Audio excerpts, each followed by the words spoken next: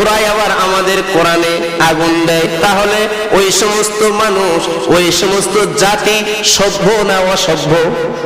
জোরে বলুন, সভ্য না অসভ্য? অসভ্য। ওরা আমাদেরকে জঙ্গি বলে, আমাদেরকে উগ্রবাদ বলে। এখন আপনারা বিবেক দিয়ে বলুন তো, জঙ্গি আমরা না ওরা? উগ্রবাদ আমরা না ওরা? ওরা আমাদের কোরআনে আগুন দিয়েছে, আমাদের কলিজায় আগুন দিয়েছে, কোরআন থেকে আমাদের বিচ্ছিন্ন করতে চায়। এর প্রতিবাদ স্বরূপ আমাদের এখন কোরআনের আমলও বেশি বেশি করা লাগবে।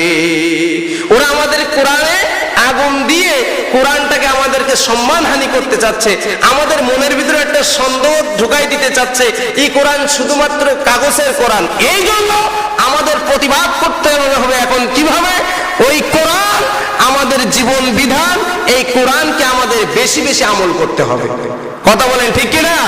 আমরা পারবো না ইনশাআল্লাহ? এই কোরআন আমাদেরকে বেশি বেশি আমল করতে হবে।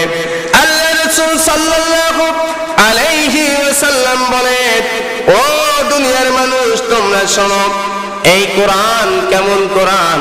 আমি নবী তোমাদের জন্য দুইটি জিনিস রেখে যাচ্ছি।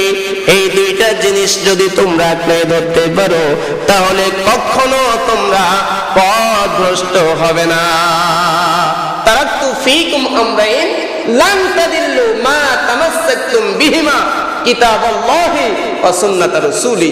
এক নম্বর হলো আল্লাহর কোরআন ও সুন্নাত রাসূলি, দুই নম্বর নবীর আদর্শ। এই দুইটা জিনিস যদি কেউ আপনি ধরতে পারে তাহলে লান তাদিল্লু, সে কখনো পথভ্রষ্ট হবে না।